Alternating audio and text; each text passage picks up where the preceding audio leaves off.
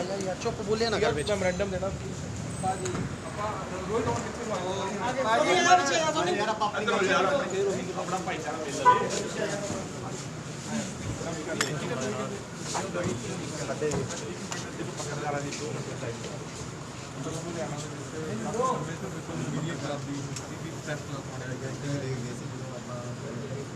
Campaigning ਚੱਲ ਰਹੀ ਸੀ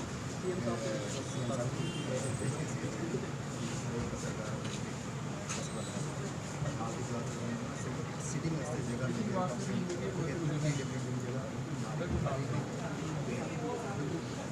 कबाड़ चिंता हो बैठने की जगह मुझे ऑप्शन दे दो बाकी टेस्ट करते हैं प्रोफेसर लाना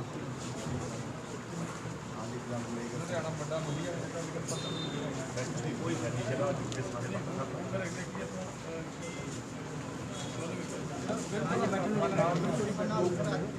ये हो किसी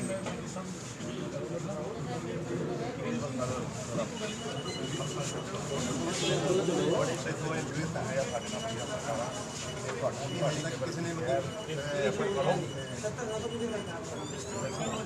देखो सारे पत्रकार भाईचारा इकट्ठा होता समाज है साडा एक पਰਿਵਾਰ है ਅਸੀਂ ਇਕੱਠੇ ਹੋਵਾਂਗੇ ਇੱਕ ਪਲੇਟਫਾਰਮ ਸਾਡਾ ਹੋਏਗਾ ਅਸੀਂ ਤੁਹਾਡਾ ਕ੍ਰੈਡਿਟ ਦੇਖੋ ਸਰਕਾਰ ਦਾ ਹੀ ਬਣਾਵਾਂਗੇ ਸਰਕਾਰ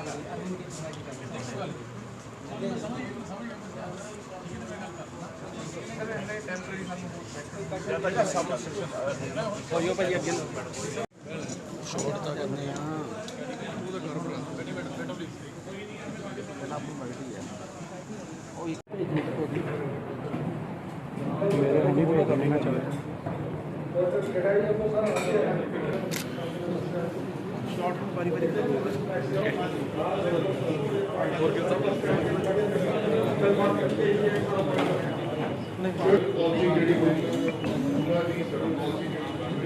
ਜੀ ਸਰ ਜਿਹੜੀ ਸਭ ਤੋਂ ਪਹਿਲਾਂ ਤਾਂ ਮੀਡੀਆ ਦਾ ਔਰ ਸਾਰੇ ਸਾਥੀਆਂ ਦਾ ਬਹੁਤ-ਬਹੁਤ ਧੰਨਵਾਦ ਕਿ ਤੁਸੀਂ ਅੱਜ ਇੱਥੇ ਪਹੁੰਚੇ ਹੋ।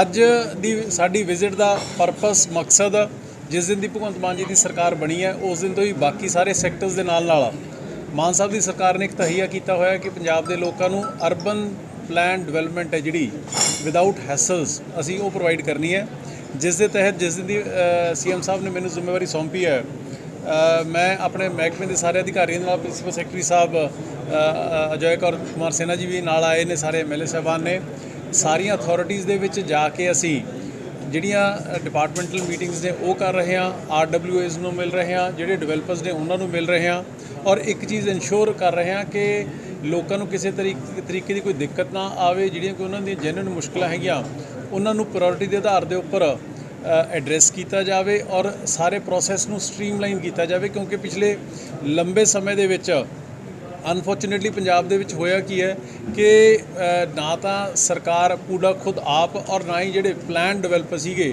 ਉਹ ਕਿਤੇ ਪਿੱਛੇ ਰਹਿ ਗਏ ਅਤੇ ਅਨਪਲਾਨਡ ਡਿਵੈਲਪਮੈਂਟਸ ਜਿਹੜੀਆਂ ਉਹ ਹੋਈ ਗਈਆਂ, ਕਿਉਂਕਿ ਇਹਦੇ ਵਿੱਚ ਖਾਸ ਤੌਰ 'ਤੇ ਜਿਹੜੇ ਪੋਲੀਟੀਕਲ ਲੀਡਰ ਸੀਗੇ ਉਹਨਾਂ ਦੇ ਆਪਣੇ ਇੰਟਰਸਟ ਨੇ ਜਿਹੜੇ ਉਹ ਪੈਦਾ ਹੋ ਗਏ ਸੀਗੇ। ਸੋ ਉਹਨਾਂ ਸਾਰੀਆਂ ਚੀਜ਼ਾਂ ਨੂੰ ਰੈਗੂਲੇਟ ਕਰਨ ਦੇ ਲਈ ਔਰ ਲੋਕਾਂ ਤੋਂ ਉਹਨਾਂ ਦੀਆਂ ਮੁਸ਼ਕਲਾਂ ਸਮਝਣ ਦੇ ਲਈ, ਕਿਉਂਕਿ ਜਿਸ ਨੂੰ ਤਕਲੀਫ ਹੁੰਦੀ ਹੈ ਸਭ ਤੋਂ ਵਧੀਆ ਹੱਲ ਵੀ ਉਸੇ ਕੋਲ ਹੁੰਦਾ ਹੈ। ਸੋ ਇਸ ਕਰਕੇ ਅਸੀਂ ਸਾਰੀਆਂ ਅਥਾਰਟੀਜ਼ ਦੇ ਵਿੱਚ ਜਾ ਰਹੇ ਹਾਂ। ਪਹਿਲਾਂ ਹੀ ਬਠਿੰਡਾ ਪਟਿਆਲਾ ਕਵਰ ਕਰ ਚੁੱਕੇ, ਮੋਹਾਲੀ ਕਵਰ ਕਰ ਚੁੱਕੇ, ਅੱਜ ਗਲਾਡਾ ਦੇ ਵਿੱਚ ਆਇਆ। ਡਿਪਾਰਟਮੈਂਟਲ ਮੀਟਿੰਗ ਹੋ ਚੁੱਕੀ ਹੈ ਇੰਟਰਨਲ, ਇਸ ਤੋਂ ਬਾਅਦ RWAs ਦੇ ਨਾਲ ਡਿਵੈਲਪਰਸ ਦੇ ਨਾਲ ਮੀਟਿੰਗਾਂ ਨੇ ਤਾਂ ਕਿ ਇੱਕ ਵਧੀਆ ਸੁਖਾਲਾ ਅਰਬਨ ਪਲਾਨ ਡਿਵੈਲਪਮੈਂਟ ਦਾ ਮਾਹੌਲ ਹੈ ਜਿਹੜਾ ਪੰਜਾਬ ਦੇ ਵਿੱਚ ਅਸੀਂ ਦੇ ਸਕੀਏ। ਇੱਕ ਥੋੜਾ ਜੀ ਪਿਛਲੇ ਦਰਮਿਆਨ ਨਜਾਇਜ਼ ਕਲੋਨੀਆਂ ਬਣ ਗਈਆਂ, ਤੁਸੀਂ ਉਹਨੂੰ ਰੋਕਣ ਵਾਸਤੇ ਸਰਕਾਰ ਆਈ ਹੈ, NOC ਨਾਲ ਮਜ਼ਬੂਤ ਕਰਤੀ ਵੀ NOC ਹੋਣੀ ਚਾਹੀਦੀ ਹੈਗੀ ਆ, ਜਿਹਨਾਂ ਨਾਲ ਰਜਿਸਟਰੀਆਂ ਰੁਕੀਆਂ, ਆਮ ਲੋਕਾਂ ਨੂੰ ਬੜੀ ਪਰੇਸ਼ਾਨੀ ਆ ਰਹੀ ਆ। ਜਿਹਨਾਂ ਲੋਕਾਂ ਨੇ ਨਜਾਇਜ਼ ਕਲੋਨੀਆਂ ਅਫਸਰਾਂ ਨੇ ਕਟਵਾਈਆਂ ਨੇ ਜਿਹੜੇ ਉਹਨਾਂ ਦੇ ਖਿਲਾਫ ਕਾਰਵਾਈ ਹੋਊਗੀ। ਦੇਖੋ ਇਸ ਤਰ੍ਹਾਂ ਕਿ ਇਹ ਇੱਕ ਬੜਾ ਗੁੰਝਲਦਾਰ ਪ੍ਰੋਸੈਸ ਹੈ ਜਿਹੜਾ ਉਹ ਬਣ ਚੁੱਕਿਆ। ਜਿਵੇਂ ਮੈਂ ਤੁਹਾਨੂੰ ਪਹਿਲਾਂ ਦੱਸ ਕੇ ਹਟਿਆ ਕਿ ਪਿਛਲੇ ਸਮਿਆਂ ਦੇ ਵਿੱਚ ਲੀਡਰਾਂ ਦੀਆਂ, ਅਫਸਰਾਂ ਦੀਆਂ ਔਰ ਲੈਂਡ ਮਾਫੀਆਜ਼ ਦੀਆਂ ਆਪਣੇ ਇੰਟਰਸਟ ਨੇ ਜਿਹੜੇ ਉਹ ਡਿਵੈਲਪ ਹੋ ਗਏ, ਜਿਹਦੀ ਵਜ੍ਹਾ ਕਰਕੇ ਅੱਜ ਪੰਜਾਬ ਦੇ ਵਿੱਚ 14,000 ਅਨਆਥੋਰਾਈਜ਼ਡ ਕਾਲੋਨੀਜ਼ ਨੇ ਜਿਹੜੀਆਂ ਉਹ ਬਣ ਚੁੱਕੀਆਂ। ਹੁਣ ਇਹਦੇ ਵਿੱਚ ਸਾਡੇ ਲਈ ਡਬਲ ਵੈਮੀ ਇਹ ਹੈ, ਸਾਡੇ ਲਈ ਮੁਸ਼ਕਿਲ ਦਿੱਕਤ ਇਹ ਹੈ ਕਿ ਹਾਈ ਕੋਰਟ ਦੇ ਵਿੱਚ ਇੱਕ ਕੇਸ ਹੋਇਆ ਜਿਸ ਦੇ ਵਿੱਚ ਕਿਹਾ ਗਿਆ ਕਿ ਕਿਸੇ ਵੀ ਤਰੀਕੇ ਦੀ ਅਨਪਲੈਨ ਡਿਵੈਲਪਮੈਂਟ ਜਿਹੜੀ ਉਹ ਨਹੀਂ ਹੋਏਗੀ। ਔਰ ਹਾਈ ਕੋਰਟ ਨੇ ਦੀਆਂ ਡਾਇਰੈਕਸ਼ਨ ਸੀਗੀਆਂ ਕਿ ਇੱਕ ਪਾਸੇ ਤੁਸੀਂ ਪਾਪਰਾ ਐਕਟ ਹੈ ਜਿਹੜਾ 1995 ਵਿੱਚ ਉਹ ਬਣਾ ਰੱਖਿਆ ਹੈ, ਦੂਜੇ ਪਾਸੇ ਤੁਸੀਂ ਟਾਈਮ ਐਂਡ ਅਗੇਨ ਬਾਰ-ਬਾਰ ਰੈਗੂਲਰਾਈਜੇਸ਼ਨ ਦੇ ਵਨ ਟਾਈਮ ਰੈਗੂਲਰਾਈਜੇਸ਼ਨ ਦੇ ਨਾਂ 'ਤੇ ਤੁਸੀਂ ਉਹਨਾਂ ਸਾਰੀਆਂ ਇਰਰੈਗੂਲਰ ਨੂੰ ਰੈਗੂਲਰ ਕਰ ਦਿੰਦੇ ਹੋ।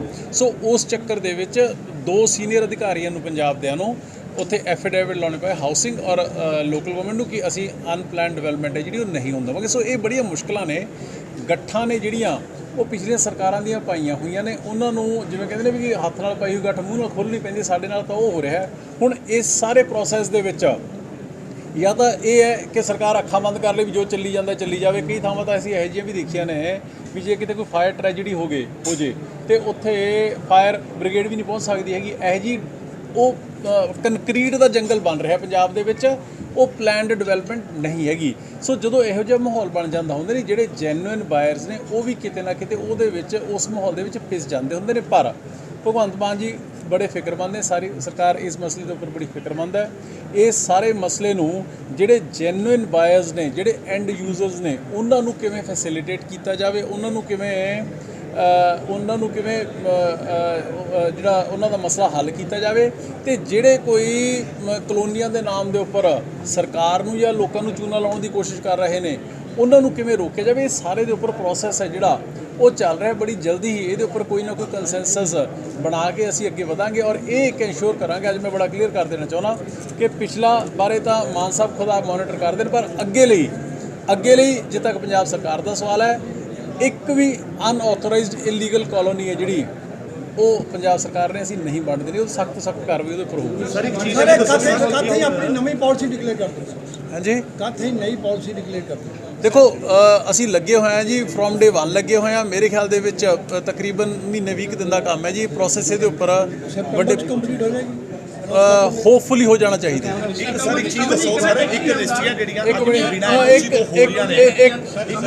ਚੀਜ਼ ਦੱਸੋ ਭਾਈ ਸਾਹਿਬ, ਕਾਹਲੀ ਨਾ ਕਰੋ, ਮੈਂ ਇੱਥੇ ਹਾਂ, ਜਿੰਨੇ ਮਰਜ਼ੀ ਸਵਾਲ ਕਰ ਲਿਓ, ਕੱਲੇ ਇੱਕ ਚੀਜ਼ ਦੱਸੋ, ਐਨਓਸੀ ਤੋਂ ਬਿਨਾਂ ਜਿਹੜੀਆਂ ਰਜਿਸਟਰੀਆਂ, ਇੱਕ ਰਿਪੋਰਟ ਬਣ ਕੇ ਡੀਸੀ ਮੈਡਮ ਲੁਧਿਆਣਾ ਨੂੰ ਆਈ ਸੀਗੀ, ਜਿਹੜੀਆਂ ਤਹਿਸੀਲ ਗਿੱਲਾਂ 'ਚ ਹੋਈਆਂ ਸੀ 100 ਕੁਛ ਰਜਿਸਟਰੀਆਂ ਇੱਕ ਦਿਨ 'ਚ 5 ਵਜੇ ਤੋਂ ਬਾਅਦ, ਅੱਜ ਤੱਕ ਉਹਦੀ ਰਿਪੋਰਟ ਨਹੀਂ ਬਣ ਸਕੀ, ਸਰਕਾਰ ਦੇ ਕੋਲ ਗਈ। ਦੱਸੋ ਇਹ ਤੁਹਾਡੇ ਟਾਈਮ 'ਚ ਹੋਈ ਆ? ਹੁਣ ਪਿਛਲੇ 2 ਮਹੀਨੇ ਪਹਿਲਾਂ ਜਦੋਂ ਤਹਿਸੀਲਦਾਰ ਪੰਨੂ ਸੀ, ਉਹਨੇ ਹਾਈ ਕੋਰਟ ਰੇਟ ਲਾਤੀ, ਉਹ ਜਾ ਕੇ ਬਦਲ ਗਿਆ, ਉਹਦੀ ਟ੍ਰਾਂਸਫਰ ਹੋ ਗਈ, ਹੁਣ ਉਹ ਬੈਠਾ ਇੱਥੇ ਬਠਿੰਡੇ। ਉਹਦੇ ਹੁੰਦੇ 130 ਰਜਿਸਟਰੀਆਂ ਹੋਈਆਂ, ਉਹਦੀ ਰਿਪੋਰਟ ਬਣੀ, ਈਵਨ ਕਿ ਡੀਸੀ ਮੈਡਮ ਕੋਲ ਗਈ ਹੈ, ਕੋਈ ਹਜੇ ਉਸ 'ਤੇ ਕਾਰਵਾਈ ਨਹੀਂ ਹੋਈ ਹੈ। ਵੈਰੀਫਾਈ ਕਰਵਾਓ। ਨਹੀਂ ਉਹ ਤਾਂ ਨਹੀਂ, ਉਹਦੇ 'ਚ ਦੇਖੋ ਇਸ ਤਰ੍ਹਾਂ ਕਿ ਇਹ ਜਿਹੜਾ ਤੁਸੀਂ ਮੈਨੂੰ ਤੁਹਾਡੇ ਤੋਂ ਪਤਾ ਲੱਗ ਰਿਹਾ, ਇਹ ਤੁਹਾਡੇ ਤੋਂ ਪਤਾ ਲੱਗ ਰਿਹਾ, ਇਹ ਰੈਵਨਿਊ ਡਿਪਾਰਟਮੈਂਟ ਦਾ ਜਿਹੜੀ ਰਜਿਸਟਰੀ ਹੋਣੀ ਹੈ, ਉਹ ਰੈਵਨਿਊ ਸਾਡਾ ਹਾਊਸਿੰਗ ਦੇ ਨਾਲ ਉਹਦਾ ਡਾਇਰੈਕਟਲੀ ਕੋਈ ਲਿੰਕ ਨਹੀਂ ਹੈਗਾ। ਉਹ ਜੇ ਇਸ ਤਰੀਕੇ ਦੇ ਤੁਸੀਂ ਪਿਛਲੇ ਸਮੇਂ ਦੇਖਿਆ ਹੋਊਗਾ ਵੀ 3-4 ਤਹਿਸੀਲਦਾਰ ਨੇ ਜਿਹੜੇ ਉਹ ਸਰਕਾਰ ਨੇ ਸਸਪੈਂਡ ਕੀਤੇ ਸੀਗੇ। ਹੁਣ ਇਹ ਰਿਪੋਰਟ ਗਈ ਹੈ ਕਿ ਨਹੀਂ ਗਈ? ਡੀਸੀ ਇੱਕ ਮਿੰਟ ਜੀ ਭਾਈ ਸਾਹਿਬ ਬੋਲਤਾ ਲੈਣ ਦਿਓ ਯਾਰ, ਐਂ ਕਿਉਂ ਕਰੀ ਜਾਂਦੇ ਹੋ ਤੁਸੀਂ? ਇਹ ਰੈਵਨਿਊ ਦਾ ਕੰਮ ਹੈ, ਮਾਲ ਮਹਿਕਮੇ ਦਾ ਕੰਮ ਹੈ, ਉਹ 'ਚ ਰਿਪੋਰਟ ਗਈ ਹੈ ਕਿ ਨਹੀਂ ਇਹਦੇ ਬਾਰੇ ਐਗਜ਼ੈਕਟ ਮੈਨੂੰ ਪਤਾ ਨਹੀਂ ਹੈਗਾ। ਮੈਂ ਫਿਰ ਵੀ ਪਤਾ ਕਰਕੇ ਉਹੀ ਤਾਂ ਕਹਿ ਰਹੇ ਨੇ, ਪਤਾ ਕਰਕੇ ਤੁਹਾਨੂੰ ਦੱਸ ਦਾਂਗੇ। ਮੰਤਰੀ ਸਾਹਿਬ ਕੋਈ ਵਨ ਟਾਈਮ ਸੈਟਲਮੈਂਟ ਪਾਲਿਸੀ ਆਊਗੀ ਜਿਹੜੀਆਂ ਕਲੋਨੀਆਂ ਰਹਿ ਗਈਆਂ ਨੇ, ਨਵੀਆਂ ਨਾ ਬਣਨ ਉਹਨਾਂ ਲਈ ਦੇਖੋ ਇਸ ਤਰ੍ਹਾਂ ਕਿ ਪਾਲਿਸੀ ਵਨ ਟਾਈਮ ਆਊਗੀ ਕਿ ਨਹੀਂ ਆਊਗੀ, ਇਹ ਹਜੇ ਸਰਕਾਰ ਦੇ ਵਿਚਾਰ ਦੀ ਚੱਲ ਰਿਹਾ। ਇਹਦੇ ਬਾਰੇ ਹਜੇ ਵੀ ਤੁਹਾਨੂੰ ਮੈਂ ਕੁਝ ਪੋਜ਼ਿਟਿਵ ਜਾਂ ਨੈਗੇਟਿਵ ਮੈਂ ਨਹੀਂ ਦੱਸ ਸਕਦਾ ਹੈਗਾ। ਜਿਵੇਂ ਮੈਂ ਤੁਹਾਨੂੰ ਪਹਿਲਾਂ ਕਿਹਾ ਕਿ ਠੀਕ ਹੈ, ਕੁਝ ਜਿਹੜੇ ਐਂਡ ਯੂਜ਼ਰਸ ਨੇ, ਜੈਨੂਇਨ ਨੇ ਜਿਹੜੇ, ਉਹ ਵੀ ਸ਼ਾਇਦ ਤਕਲੀਫ ਦੇ ਵਿੱਚ ਹੋਣ, ਪਰ ਬਹੁਤ ਸਾਰੇ ਇਸ ਤਰੀਕੇ ਦੀਆਂ ਮਾਲ ਪ੍ਰੈਕਟਿਸਿਸ ਵੀ ਸਰਕਾਰ ਦੇ ਧਿਆਨ ਦੇ ਵਿੱਚ ਆਈਆਂ ਨੇ ਕਿ ਜਿਸ ਦੇ ਨਾਲ ਹਵਾ ਦੇ ਵਿੱਚ ਹੀ ਕਲੋਨੀ ਹੈ ਜਿਹੜੀ ਉਹ ਕੱਟ ਦਿੱਤੀ ਗਈ, ਤੇ ਉਹਦੇ ਨਾਲ ਅਲਟੀਮੇਟਲੀ ਉਹ ਜਿਹੜੀ ਫਲੀਸਿੰਗ ਹੈ ਉਹ ਜੇ ਚੂਨਾ ਲੱਗਣਾ ਤਾਂ ਕਿਹਨੂੰ ਲੱਗਣਾ? ਆਮ ਲੋਕਾਂ ਨੂੰ ਲੱਗਣਾ। ਸੋ ਸਾਰੇ ਥਾਟ ਪ੍ਰੋਸੈਸ ਚੱਲ ਰਿਹਾ ਜੀ, ਇਹਦੇ ਬਾਰੇ ਹਜੇ ਐਗਜ਼ੈਕਟਲੀ ਕੁਝ ਡਿਸਾਈਡ ਫਾਈਨਲ ਨਹੀਂ ਹੋਇਆ ਹੈਗਾ। ਅਮਾ ਜੀ ਇੱਕ ਕੀ ਹੁੰਦਾ, ਕੋਈ ਨਾ ਅਪਰੂਵਡ ਕਲੋਨੀ ਬਣ ਜਾਂਦੀ ਆ, ਉਹਦਾ ਰੇਟ ਨਹੀਂ ਹੁੰਦਾ 80,000 90,000 ਲੱਖ ਇੱਦਾਂ, ਇਹਦੀ ਕੈਪ ਰੱਖੋਗੇ ਨਵੀਂ ਪਾਲਿਸੀ 'ਚ। ਜੇ ਹੁਣ ਦੇਖੋ, ਜੇ ਇਲੀਗਲ, ਜੇ ਇੱਕ ਆਮ ਆਦਮੀ ਆ ਉਹ ਜੇ ਨਜਾਇਜ਼ ਕਲੋਨੀ 'ਚ ਸਸਤਾ ਪਲਾਟ ਲੈ ਲੈਂਦਾ 5,000 7,000 ਲਗਾਏ ਨੇ, ਉਹਨੂੰ ਪ੍ਰੋਬਲਮ ਹੈਗੀ, ਉਹਦੀ ਰਜਿਸਟਰਿੰਗ ਹੁੰਦੀ।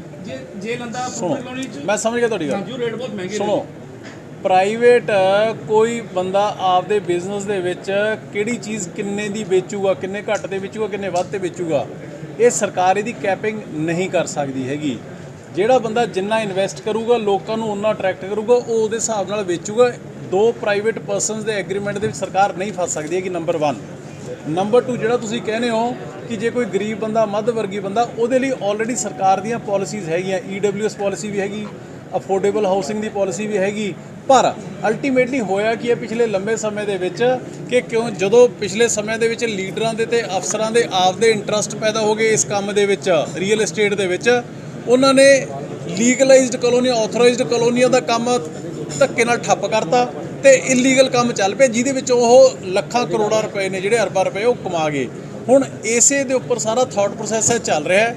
ਅਸੀਂ ਜਿਹੜੀਆਂ ਚਾਹੇ ਗਰੀਬ ਵਿਅਕਤੀ ਹੈ ਕੋਈ, ਚਾਹੇ ਮੱਧ ਵਰਗੀ ਹੈ, ਚਾਹੇ ਕੋਈ ਅਪਰ ਕਲਾਸ ਦਾ ਵਿਅਕਤੀ ਹੈ, ਉਹਨਾਂ ਦੇ ਲਈ ਸਿਸਟਮ ਨੂੰ, ਮਾਹੌਲ ਨੂੰ ਫੈਸਿਲਿਟੇਟ ਕਰਾਂਗੇ ਕਿ ਉਹਨਾਂ ਨੂੰ ਪਲੈਨਡ ਡਿਵੈਲਪਮੈਂਟ ਹੀ ਰੀਜ਼ਨੇਬਲ ਰੇਟ ਦੇ ਵਿੱਚ ਮਿਲ ਸਕੇ। ਪਰ ਕਿਸੇ ਦੇ ਉੱਪਰ ਕੈਪਿੰਗ ਕਰਨਾ ਸਰਕਾਰ ਦੇ ਲਈ ਪੋਸੀਬਲ ਨਹੀਂ ਹੁੰਦਾ ਹੈਗਾ। ਮਿਸਟਰ ਅਰੋੜਾ ਇੱਕ ਸੈਕਿੰਡ ਇੱਕ ਸਾਈਡ ਸਰ ਬੇਸਿਕਲੀ ਕੀ ਹੈ, ਲੁਧਿਆਣੇ ਦੇ ਵਿੱਚ ਪਿਛਲੇ ਕਈ ਲੰਮੇ ਸਮੇਂ ਤੋਂ ਸਰਕਾਰੀ ਕੋਈ ਵੀ ਅਰਬਨ ਸਟੇਟ ਨਹੀਂ ਆਇਆ। ਸਿਨਹਾ ਸਾਹਿਬ ਬੈਠੇ, ਸਿਨਹਾ ਸਾਹਿਬ ਇੱਥੇ 2010 ਕਮਿਸ਼ਨਰ ਸੀਗੇ, ਅਰਬਨ ਸਟੇਟ ਦੇ ਲਈ ਪਲੈਨਿੰਗ ਕੀਤੀ ਗਈ ਸੀਗੀ, ਉਹ ਸਰ ਉਹ ਵਿੱਚੇ ਰਹਿ ਗਈ ਸੀਗੀ।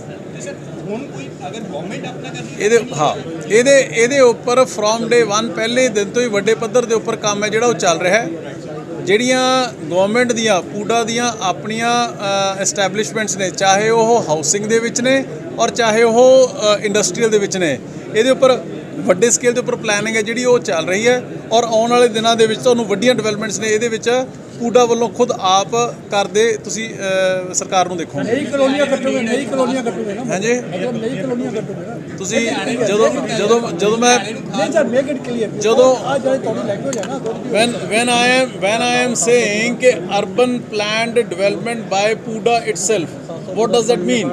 That means सुनो, that means कि चाहे हाउसिंग दी है ਤੇ ਚਾਹੇ ਇੰਡਸਟਰੀਅਲ ਦੀ ਹੈ, ਸਰਕਾਰ ਅਸੀਂ ਖੁਦ ਆਪ ਔਨ ਗਰਾਊਂਡ ਕੰਮ ਪਿਛਲੇ 4 ਮਹੀਨਿਆਂ ਤੋਂ ਚੱਲ ਰਿਹਾ ਹੈ ਤੇ ਬੜੀ ਜਲਦੀ ਹੀ ਉਹ ਪ੍ਰੋਸੈਸ ਨੂੰ ਤੁਸੀਂ ਸ਼ੇਪ ਅਪ ਹੁੰਦਾ ਦੇਖੋਗੇ।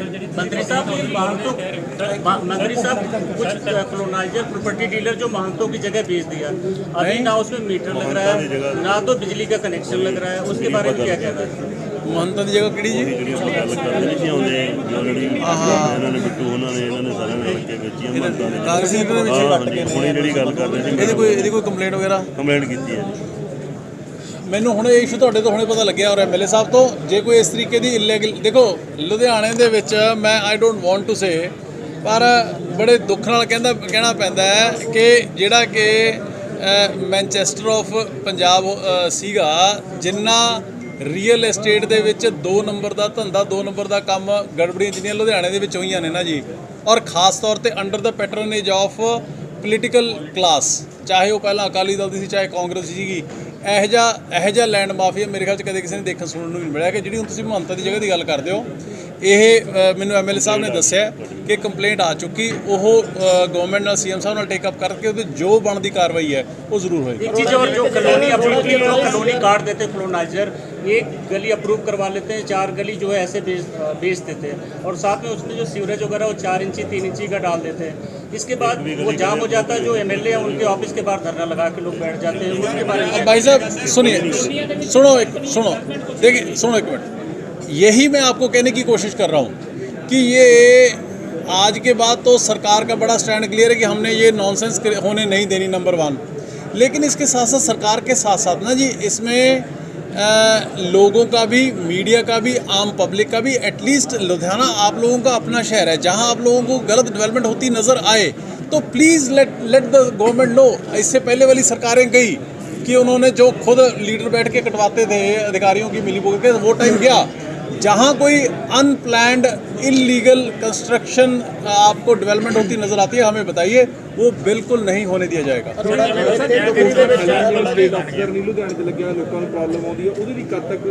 ਇਹਦੇ ਬਾਰੇ ਵੀ ਪ੍ਰੋਸੈਸ ਹੈ ਜਿਹੜਾ ਉਹ ਚੱਲ ਰਿਹਾ ਜੀ।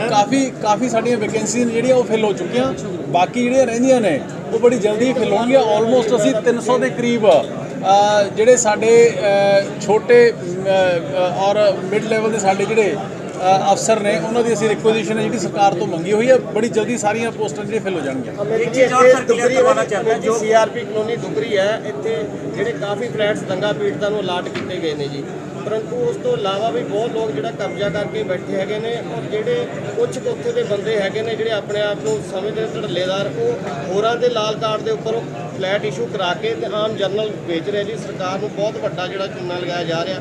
ਗਲਾਡਾ ਇਸ ਚੀਜ਼ ਨੂੰ ਲਿਖ ਕੇ ਦੇਣ ਨੂੰ ਤਿਆਰ ਹੈ ਕਿ ਹਾਂ ਇੱਥੇ ਜਿਹੜੀ ਕਰਪਸ਼ਨ ਹੋ ਰਹੀ ਹੈ। ਇਹ ਮੈਂ ਡੀ ਸਾਹਿਬ ਨਾਲ ਗੱਲ ਕਰ ਰਿਹਾ ਨਾ ਜੀ, ਇਹਦੇ ਬਾਰੇ ਮੈਨੂੰ ਤੁਹਾਡੇ ਤੋਂ ਪਤਾ ਲੱਗ ਰਿਹਾ ਹੈ।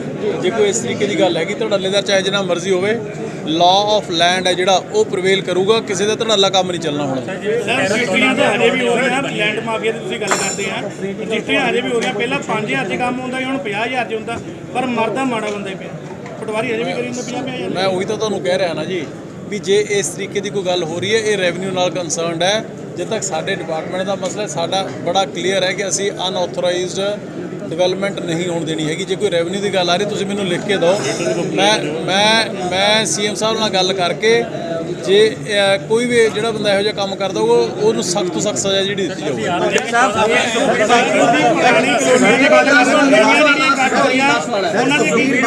ਉਹਨਾਂ ਦੇ ਕੀ ਰੋਕ ਲਾ ਰਹੇ ਹੋ? ਤੁਹਾਡਾ ਸਭ ਤੋਂ ਫੇਮਸ ਪੋਲੀਟੀਸ਼ੀਅਨ ਤਾਂ ਅੰਦਰ ਹੈ ਹੁਣ। ਸਰ ਪੰਜਾਬ 'ਚ ਜਿਹੜੀ ਪਾਲਿਸੀ ਬਣਾਈ ਆ, ਸੁਖਬੀਰ ਬਾਦਲ ਕਹਿੰਦਾ ਈਡੀ ਦੀ ਜਾਂਚ ਕਰਾਉਣੀ ਚਾਹੀਦੀ ਹੈ। ਹਾਂਜੀ, ਪੰਜਾਬ 'ਚ ਜਿਹੜੀ ਪਾਲਿਸੀ ਬਣਾਈ ਆ ਐਕਸਾਈਜ਼ ਪਾਲਿਸੀ ਤੇ ਈਡੀ ਤੇ ਉਹਦੀ ਆਪਣਾ ਸੀਬੀਆਈ ਦੀ ਜਾਂਚ। ਇੰਨਾ ਲੰਮਾ ਸਮਾਂ ਸ਼ਰਾਬ ਮਾਫੀਆ ਚਲਾਉਣ ਵਾਲੇ ਅੱਜ ਆਮ ਆਦਮੀ ਪਾਰਟੀ ਦੀ ਐਕਸਾਈਜ਼ ਪਾਲਿਸੀ ਦੇ ਸਵਾਲ ਚੱਕ ਰਹੇ ਨੇ। ਇਹਨਾਂ ਨੂੰ ਕਹੋ ਤੁਸੀਂ 10 ਸਾਲ ਪੰਜਾਬ ਲੁੱਟ ਕੇ ਖਾ ਗਏ, ਘੱਟੋ ਘੱਟ 10 ਮਹੀਨੇ ਪੰਜਾਬ ਦੀ ਐਕਸਾਈਜ਼ ਪਾਲਿਸੀ ਦਾ ਤੁਸੀਂ ਰੈਵਨਿਊ ਜਨਰੇਸ਼ਨ ਕਿੰਨੀ ਹੁੰਦੀ ਹੈ ਇਹ ਤਾਂ ਵੇਟ ਤਾਂ ਕਰ ਲਓ। ਬਿਨਾਂ ਗੱਲ ਤੋਂ ਜੋੜੇ ਲਾ ਕੇ ਭੱਜੀ ਜਾਂਦੇ ਨੇ। ਉਹਨਾਂ ਨੂੰ ਕੋਈ 10 ਮਹੀਨੇ ਖੜ ਜਾਓ। 9 ਮਹੀਨਿਆਂ ਦੇ ਵਿੱਚ ਜਦੋਂ ਪਾਲਿਸੀ ਲਾਗੂ ਹੋਈ ਹੈ ਇਹ ਔਰ 31 ਮਾਰਚ ਤੱਕ ਤੁਸੀਂ ਰੈਵਨਿਊ ਜਨਰੇਸ਼ਨ ਦੇਖ ਲਓ ਕਿੰਨੀ ਹੁੰਦੀ ਹੈ। ਉਹ ਤੋਂ ਮਗਰ ਸੁਖਬੀਰ ਬਾਦਲ ਜੀ ਰੌਲਾ ਪਾ ਲੈਣਾ। 10 ਸਾਲ ਤਾਂ ਆਪ 2 ਨੰਬਰ ਦਾ ਕੰਮ ਕਰੀ ਗਏ ਨੇ। ਸਰ ਪਹਿਲਾਂ ਠੇਕੇ ਦੂਰ ਹੁੰਦੇ ਸੀ, ਉਹ ਨਾਲ ਹੋ ਗਿਆ ਤੇ ਸ਼ਰਾਬ ਵਾਲੇ ਹੋ ਗਈ ਆ। ਸਰ ਬੁਖਲਾਹਟ ਹੈ ਕਿਤੇ ਦੂਸਰਾ ਨੋਟਿਸ ਜਾਰੀ ਕਰ ਦਿੱਤਾ ਗਿਆ था ਕਿਹੜਾ ਜੀ? ਸੁਖਬੀਰ ਬਾਦਲ ਨੂੰ ਕਾਹਦਾ ਨੋਟਿਸ? ਸਰ ਬੇਅਦਬੀ ਵਾਲੇ ਮਾਮਲੇ home minister as a home minister C sir, ਜਦੋਂ ਉਹਨਾਂ ਨੇ ਬੇਅਦਬੀ ਹੋਈ ਹੈ, ਜਦੋਂ ਗੋਲੀ ਕਾਂਡ ਹੋਇਆ ਵਾ, ਤਾਂ ਉਸ ਚੀਜ਼ ਨੂੰ ਲੈ ਕੇ ਦੂਸਰਾ ਨੋਟਿਸ ਜਾਰੀ ਕਰ ਦਿੱਤਾ ਗਿਆ। ਤੇ ਫਿਰ ਇਹ ਬੁਖਲਾਹਟ ਤਾਂ ਨਹੀਂ ਕੀਤਾ ਸਰ ਕਾਹਦੀ? ਕਿ ਜਿਹੜਾ ਆਮ ਆਦਮੀ ਪਾਰਟੀ ਦੇ ਨਾ ਇੱਕ ਮਿੰਟ ਤੁਸੀਂ ਚਾਹੁੰਦੇ ਹੋ ਵੀ ਬਾਈਬਲ ਕਲਾਂ ਬੇਅਦਬੀ ਦਾ ਔਰ ਗੋਲੀ ਕਾਂਡ ਦਾ ਮਸਲਾ ਹੱਲ ਹੋਵੇ? ਚਾਹੁੰਦੇ ਹੋ ਕਿ ਨਹੀਂ ਚਾਹੁੰਦੇ? ਫਿਰ ਜਦੋਂ ਚਾਹੁੰਦੇ ਹੋ ਤੇ ਜਿਨ੍ਹਾਂ ਦੇ ਉੱਪਰ ਉਂਗਲਾਂ ਉੱਠੀਆਂ ਨੇ ਉਹਨਾਂ ਨੂੰ ਨੋਟਿਸ ਜਾਰੀ ਹੋਊਗਾ ਕਿ ਨਹੀਂ? ਸਾਡੀ ਕਦੀ ਘਬਰਾਹਟ ਇਸ 'ਚ? ਐਵੇਂ ਇੰਪ੍ਰੈਕਟੀਕਲ ਸਵਾਲ ਨਾ ਕਰਿਆ ਕਰੋ, ਤੁਸੀਂ ਥੋੜੇ ਜਿਹੇ ਰਿਸਪੌਂਸਿਬਲ ਸਵਾਲ ਕਰਿਆ ਕਰੋ। ਸਰ ਆਮ ਆਦਮੀ ਪਾਰਟੀ ਦੀ ਸਰਕਾਰ ਆਈ ਸੀ, ਕਹਿੰਦੇ ਜਨਤਾ ਦੀ ਭਾਈ ਸਰਕਾਰ ਸਾਹਿਬ ਤੁਸੀਂ ਰਿਪੋਰਟਰ ਹੋ? ਜੀ ਅੱਜ ਦੱਸੋ ਕਿਹੜੇ ਪੇਪਰ ਦੇ ਹੋ? ਸਰ ਪ੍ਰਾਈਮ ਉਹਦੇ ਤੇ ਅੱਜ ਦੱਸੋ। ਆਮ ਆਦਮੀ ਦੀ ਸਰਕਾਰ ਆਈ ਸੀ, ਕਹਿੰਦੇ ਜਨਤਾ ਦੀ ਸਰਕਾਰ ਆਈ, ਜਨਤਾ ਨੂੰ ਰਾਹਤ ਮਿਲੀ, ਪਰ ਇੱਕ ਚੀਜ਼ ਤੁਹਾਡੀ ਫੋਟੋ ਲਾ ਕੇ ਥ੍ਰੈਟ ਕਰ ਰਿਹਾ ਇਸ ਬੰਦੇ ਬੰਦੇ ਲੈ ਕੇ ਗਰੀਸ਼ ਚੋਪੜਾ ਨਾਮ ਦਾ ਹੈਗਾ ਜੀ ਧਾਗੇ ਦਾ ਡੀਲਰ, ਬਾਰ-ਬਾਰ ਤੁਹਾਡਾ ਨਾਂ ਲੈ ਕੇ ਕਦੀ ਪੁਲਿਸ ਵਾਲੇ ਲੈ ਕੇ ਆ ਜਾਂਦਾ, ਕਦੀ ਗੁੰਡੇ ਬਦਮਾਸ਼ੀ ਦੀ ਕਹਿੰਦਾ। ਤੇ ਪਰਸੋਂ ਹੁਣ ਮੈਨੂੰ ਇਹ ਕਹੇਗਾ ਜੀ ਅਮਨ ਚੋਪੜਾ ਜੀ ਨੂੰ ਜਾਣਦੇ ਹੋ, ਮੈਂ ਉਹਨਾਂ ਦਾ ਯਾਰ ਦੋਸਤ ਹੈਗਾ। ਇਹ ਹੈਗਾ ਮੈਨੂੰ ਬੱਚਿਆਂ ਦਾ ਸਭ ਦਾ ਜੀਣਾ ਹਰਾਮ ਕਰਕੇ। ਕੀ ਮਸਲਾ ਕੀ ਹੈ ਤੁਹਾਡਾ? ਭਾਜੀ ਮੇਰਾ ਕੋਈ ਨਰੇਸ਼ ਸੂਦ ਹੈ ਜੀ, ਉਹਨਾਂ ਨਾਲ ਕੌਣ ਹੈ? ਕੌਣ ਬੰਦਾ ਕੌਣ ਹੈ ਇਹ? ਭਾਜੀ ਇਹ ਗਰੀਸ਼ ਚੋਪੜਾ ਹੈ ਜੀ, ਧਾਗੇ ਦਾ ਡੀਲਰ ਹੈ ਕਿ ਧਾਗੇ ਦੇ ਏਜੰਟ ਹੈ, ਮੈਨੂੰ ਨਹੀਂ ਜਾਣਦਾ, ਮੈਨੂੰ ਜਾਣਦਾ ਵੀ ਨਹੀਂ ਆ ਜੀ। ਇਹ ਨਰੇਸ਼ ਸੂਦ ਹੈਗਾ ਸਨਰਾਈਜ਼ ਕਲੋਥਿੰਗ ਵਾਲਾ। ਉਹਨੇ ਪਤਾ ਨਹੀਂ ਉਹਨੇ ਆਪਣਾ ਤਾਂ ਬਹੁਤ ਲੋਕਾਂ ਦੀ ਇੱਕ ਮਿੰਟ ਖੜ ਜਾਓ ਜੀ, ਮੇਰੀ ਗੱਲ ਸਮਝੋ ਇੱਕ ਮਿੰਟ। ਭਾਜੀ ਮੈਂ ਵੀ ਨਹੀਂ ਜਾਣਦਾ, ਪਰ ਇੱਕ ਜਾਂ ਗੈਂਗਸਟਰ ਦਾ ਨਾਂ ਲੈਂਦਾ ਜਾਂ ਪੁਲਿਸ ਦਾ ਨਾਂ ਲੈਂਦਾ, ਫਿਰ ਤੁਹਾਡੀ ਧਮਕੀ ਸਿੱਧੀ ਦੇ ਦਿੰਦਾ। ਅਮਨ ਅਰੋੜਾ ਮੇਰੇ ਯਾਰ ਆ, ਮੈਨੂੰ ਐਵੇਂ ਨਹੀਂ ਪਤਾ ਸੀ ਕਿ ਅਮਨ ਅਰੋੜਾ ਜੀ ਐਮਐਲਏ ਕਿ ਐਮਪੀ ਹੈ, ਮੈਨੂੰ ਕੱਲ ਪਤਾ ਲੱਗਾ ਸਰ। ਬੜੀ ਸੋਚ ਕੇ ਮੇਰੀ ਗੱਲ ਤੁਹਾਡਾ ਨਾਂ ਲੈ ਲੈ ਕੇ ਮੇਰਾ ਸੁਣੋ ਇੱਕ ਮਿੰਟ। ਮੇਰੇ ਨਾਲ ਫੋਟੋਆਂ ਤਾਂ ਹਜ਼ਾਰਾਂ ਬੰਦਿਆਂ ਦੀਆਂ ਹੋਣਗੀਆਂ, ਠੀਕ ਹੈ ਨਾ ਜੀ, ਪਰ ਦੈਟ ਡਜ਼ ਨਾਟ ਮੀਨ ਕਿ ਕੋਈ ਮੇਰੇ ਨਾਂ ਤੇ ਗਲਤ ਕੰਮ ਕਰ ਲਊ। ਸੁਣ ਤਾਂ ਲਓ ਭਾਈ ਸਾਹਿਬ, ਇੱਕ ਮਿੰਟ ਸ਼ਾਂਤੀ ਰੱਖੋ। ਐਸਐਸਪੀ ਸਾਹਿਬ ਫੜੋ ਇਹ ਬੰਦਾ, ਜਿਹੜਾ ਭਾਈ ਸਾਹਿਬ ਦੀ ਕੰਪਲੇਂਟ ਲਓ। ਜਿਹੜਾ ਵੀ ਬੰਦਾ ਹੈਗਾ ਕੋਈ ਇਹ ਇਮੀਡੀਏਟਲੀ ਉੱਤੇ ਸਖਤ ਤੋਂ ਸਖਤ ਕਾਰਵਾਈ ਹੋਵੇ, ਐਜ਼ ਪਰ ਲਾਅ ਹੋਵੇ, ਠੀਕ ਹੈ ਜੀ। ਕੋਈ ਮੇਰਾ ਦੋਸਤ ਨਹੀਂ, ਕੋਈ ਮੇਰਾ ਦੁਸ਼ਮਣ ਨਹੀਂ। ਲਾਅ ਆਫ ਲੈਂਡ ਹੈ ਜਿਹੜਾ ਉਹ ਪ੍ਰਵੇਲ ਹੋਣਾ ਚਾਹੀਦਾ, ਠੀਕ ਹੈ ਜੀ। ਮਿਲੋ ਤੁਸੀਂ ਇਹਨਾਂ ਨੂੰ ਮਿਲੋ। ਸਰ ਤਰਨਤਾਰਨ ਦੇ ਕ੍ਰਿਸ਼ਨਾ ਦਾ ਵਿਵਾਦ ਵਧਿਆ ਹੈ ਤਰਨਤਾਰਨ ਦੇ ਵਿੱਚ ਕੋਰਟ ਨੇ ਇੱਕ ਤੁਹਾਡੇ ਭਾਈ ਸਾਹਿਬ ਗੱਲ ਪਤਾ ਕੀ ਹੈ, ਹੁਣ ਤੁਸੀਂ ਮੈਨੂੰ ਚਾਹੇ ਤੋਂ ਮਗਰੋਂ ਆਪਾਂ ਘੰਟਾ ਲਾ ਲਾਂਗੇ। ਹੁਣ ਜਿਹੜੀ ਸੰਗਤ ਬੈਠੀ ਹੈ ਨਾ, ਮੈਂ ਲੋਕਾਂ ਦੇ ਸਾਡੇ ਹਾਊਸਿੰਗ ਦੇ ਮਸਲੇ ਨੇ ਜਿਹੜੇ ਉਹ ਸਮਝਦੇ ਨਹੀਂ ਆ। ਨੋਟਿਸ ਆਇਆ ਜੀ ਤਰਨਤਾਰਨ ਵਾਰੰਟ ਜਾਰੀ ਹੋਇਆ 3 ਮੰਤਰੀਆਂ ਦੇ ਆਮ ਆਦਮੀ ਪਾਰਟੀ ਦੇ। ਹਾਂਜੀ ਤੇ ਫਿਰ ਕੋਰਟ ਨੇ ਨੋਟਿਸ ਇਸ਼ੂ ਕੀਤੇ। ਮੈਂ ਕੀ ਕਮੈਂਟ ਕਰ ਸਕਦਾ? ਜਿਹੜਾ ਸਬ ਜੁਡਿਸ ਹੈ, ਜੇ ਕੋਈ ਵੀ ਵਿਅਕਤੀ, ਚਾਹੇ ਮੈਂ ਆ, ਚਾਹੇ ਤੁਸੀਂ ਹੋ, ਚਾਹੇ ਮੁੱਖ ਮੰਤਰੀ, ਚਾਹੇ ਪ੍ਰਧਾਨ ਮੰਤਰੀ ਹੈ, ਜੇ ਕੋਈ ਨਹੀਂ ਗਿਆ, ਕੋਰਟ ਨੇ ਜੇ ਅਵੇਲੇਬਲ ਵਾਰੰਟ ਇਸ਼ੂ ਕਰਦੇ ਤੇ ਭਾਈ ਸਾਹਿਬ ਤੁਸੀਂ ਕੀ ਪੋਲੀਟੀਕਲ ਕਮੈਂਟ ਭਾਲਦੇ ਹੋ? ਤੇ ਸਮਝਾਓ ਮੈਨੂੰ, ਸਮਝਾਓ। ਖੜ੍ਹ ਤਾਂ ਜੇ ਇੱਕ ਮਿੰਟ ਯਾਰ, ਸਮਝਾਓ ਕੀ ਭਾਲਦੇ ਹੋ? ਤੇ ਗੱਲ ਨੂੰ ਸਮਝਿਆ ਕਰੋ ਤੁਸੀਂ ਨਾ। ਹਰੇਕ ਗੱਲ ਦੇ ਵਿੱਚੋਂ ਰਾਜਨੀਤੀ ਕੱਢਣ ਦੀ ਕੋਸ਼ਿਸ਼ ਨਾ ਕਰਿਆ ਕਰੋ। ਇੱਕ ਬੰਦਾ ਕੋਰਟ ਆਫ ਲਾਅ ਦੇ ਅੱਗੇ ਨਹੀਂ ਪੇਸ਼ ਹੋਇਆ ਹੈਗਾ, ਕੋਰਟ ਨੇ ਉਹਨੂੰ ਨੋਟਿਸ ਜਾਰੀ ਕਰਤਾ, ਉਹ ਅਗਲਾ ਜਾਂ ਪੇਸ਼ ਹੋ ਜਾਊਗਾ ਜਾਂ ਜ਼ਮਾਨਤ ਲੈ ਲੂਗਾ ਜਾਂ ਅੰਦਰ ਹੋ ਜਾਊਗਾ। ਇਹ 'ਚ ਕੀ ਖਾਸ ਗੱਲ ਹੈ? ਹੁਣ ਮੈਨੂੰ ਕੰਮ ਕਰ ਲੈਂਦੇ ਜਿਹੜੇ ਸਰ ਮੀਡੀਆ ਨੂੰ ਗਰੰਟੀ ਜਿਹੜੀ ਦਿੱਤੀ ਗਈ ਸੀ ਉਹ ਪੂਰੀ ਕੀਤੀ ਜਾਊਗੀ ਕਿਹੜੀ ਜੀ? ਸਰ ਪ੍ਰੈਸ ਕਲੱਬ ਦੀ ਸਰ ਆਮ ਆਦਮੀ ਪਾਰਟੀ ਸੱਤਾ 'ਚ ਆਉਣ ਤੋਂ ਪਹਿਲਾਂ ਭਗਵੰਤ ਮਾਨ ਜੀ ਨੇ ਗਰੰਟੀ ਦਿੱਤੀ ਸੀ ਲੁਧਿਆਣਾ ਸ਼ਹਿਰ ਦੇ ਵਿੱਚ ਮੀਡੀਆ ਨੂੰ ਕਿ ਹਰੇਕ ਜਗ੍ਹਾ ਜਿੱਥੇ ਤੇ ਪ੍ਰੈਸ ਕਲੱਬ ਨਹੀਂ ਹੈਗੇ ਉੱਥੇ ਪ੍ਰੈਸ ਕਲੱਬ ਬਣਾਏ ਜਾਣਗੇ। ਗਰੰਟੀ ਪੂਰੀ ਕੀਤੀ ਜਾਊਗੀ 100% ਜਿਹੜੀਆਂ ਗਰੰਟੀਆਂ ਨੇ ਉਹ ਪੂਰੀਆਂ ਕੀਤੀਆਂ ਜਾਣਗੀਆਂ। ਨੰਬਰ 1 ਨੰਬਰ 2 ਤੁਹਾਡੇ ਮੈਨੂੰ ਸਿਰਫ ਇੰਨਾ, ਚਲੋ ਤੁਹਾਡੇ ਤੁਸੀਂ ਹੁਣੇ ਸਵਾਲ ਕੀਤਾ ਹੈ, ਤੁਹਾਡੇ ਇੱਥੇ ਜਿਹੜੇ ਪ੍ਰੈਸ ਕਲੱਬ ਹੈ, ਜਿਹੜੇ ਪ੍ਰੈਸ ਦੇ ਜਿਹੜੇ ਮੀਡੀਆ ਤੁਹਾਡੇ ਸਾਥੀ ਨੇ, ਐਸੋਸੀਏਸ਼ਨ ਤੁਹਾਡੀ ਜਿਹੜੀ ਇਲੈਕਟਿਡ ਬੋਡੀ ਹੈ? ਨਹੀਂ ਸਰ ਇਲੈਕਟਡ ਨਹੀਂ ਹੈ। ਅੱਛਾ, ਕਿੰਨੀਆਂ? ਇੱਕੋ ਹੀ ਹੈ ਬੋਡੀ ਕੇ? ਸਰ ਇੱਥੇ ਬਹੁਤ ਬੋਡੀਆਂ, ਇਸੇ ਕਰਕੇ ਪ੍ਰੈਸ ਕਲੱਬ ਨਹੀਂ ਬਣ ਪਾਇਆ। ਇਸੇ ਕਰਕੇ ਸਾਡੀ ਡਿਮਾਂਡ ਹੈ ਕਿ ਸਰਕਾਰੀ ਤੌਰ ਤੇ ਸਾਨੂੰ ਪ੍ਰੈਸ ਕਲੱਬ ਦਿੱਤਾ ਜਾਵੇ ਔਰ ਅਸੀਂ ਇੱਕ ਸੁਣ ਲਓ, ਅਸੀਂ ਆਪਦੇ ਵਾਅਦੇ ਤੇ ਪੂਰਾ ਉਤਰ ਜਾਾਂਗੇ, ਪਰ ਜਿਹੜੀ ਤੁਹਾਡੀ ਤੁਸੀਂ ਕਹਿੰਦੇ ਹੋ ਕਈ ਬੋਡੀਜ਼ ਨੇ ਪ੍ਰੈਸ ਦੀਆਂ, ਪਹਿਲਾਂ ਭਾਈ ਸਾਹਿਬ ਤੁਸੀਂ ਇਕੱਠੇ ਹੋਲੋ, ਸਰਕਾਰ ਕਿਹਨੂੰ ਦੇਵੇ?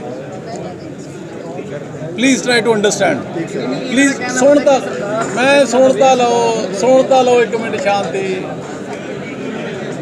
ਇਕੱਠੇ ਹੋ ਜਾਓ, ਇਲੈਕਟਿਡ ਬੋਡੀ ਕਰ ਲਓ, ਸਰਕਾਰ ਆਪਦੇ ਵਾਅਦੇ ਦੇ ਉੱਪਰ ਖਰਾ ਉਤਰੂਗੀ ਕਿ ਅਸੀਂ ਤੁਹਾਨੂੰ ਬਣਾ ਕੇ ਦੇਵਾਂਗੇ।